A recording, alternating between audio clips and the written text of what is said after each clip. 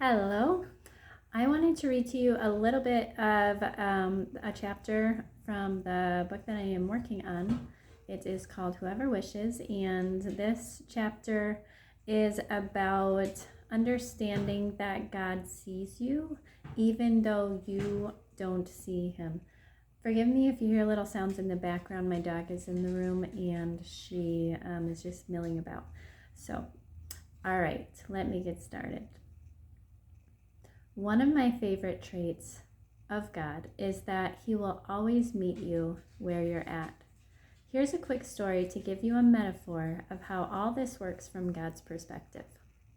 This is a real life situation from my life that exemplifies how God works with us as his children. He sees what we need and meets us along the way. I am a parent, and I had a teenager who was in track. He rode the bus with the track team after school to track meets, so we never knew exactly where he was going to be when we got there. But I often had things for him that he would need after being there a while. Track meets can go on for the rest of the evening. If you have a child in track, you know that this is a several-hour ordeal, and it's wonderful to watch them. It's just that it can literally go on until 9 o'clock at night, maybe later. So I would have snacks for him and money for when he gets hungry.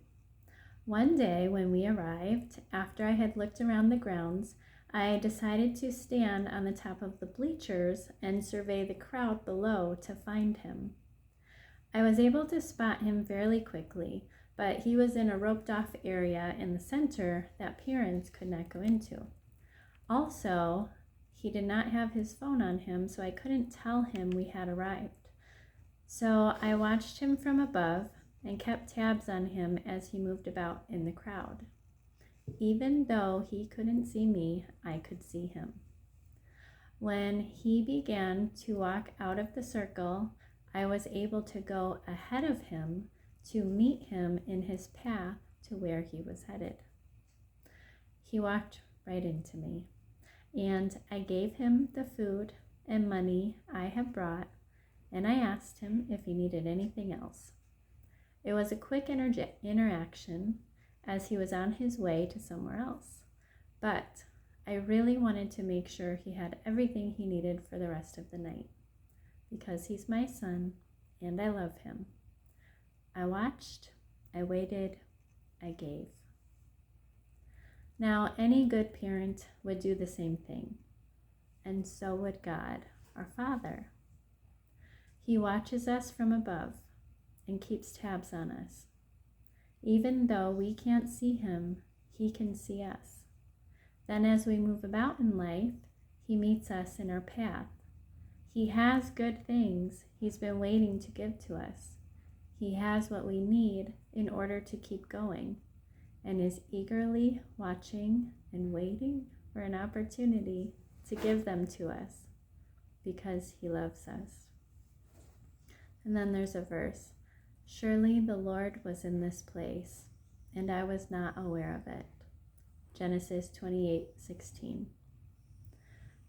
You don't have to be perfect or a scholar or even understand the Bible. He will send opportunities for you to meet him. He will stand in your path. He will send you his words, his encouragement, his corrections, and everything you need for the day at hand. When you see these things, acknowledge him and his goodness. So I hope that that metaphor helps you also to think about things from God's perspective in the way that he sees us and how he lovingly keeps eyes on us and wants to give us good things. And there's so many times when we miss that those good things are from him, that they're intentional. I had gotten something when I was in maybe fourth grade, and it was from the teacher. Everybody got a little something, and mine was this little plaque, and it had writing on it, and it was something written from God's perspective, saying all the good things that he provided for you that day. And it starts with, I provided the sunrise to wake you. And it went on throughout the day, and then the sunset. And I didn't understand it at the time. I just took all of those things for granted, especially as a child. You take those things for granted and don't understand the beauty and majesty of what is happening in the sunrise and in the sunset. And it's just mind-blowing that God does these things for us. And we miss it. And that must be very hard as a parent. I have another story I could read you. I don't think I put it in this chapter. I think it's in another chapter. So I would have to find it, but it goes along those lines.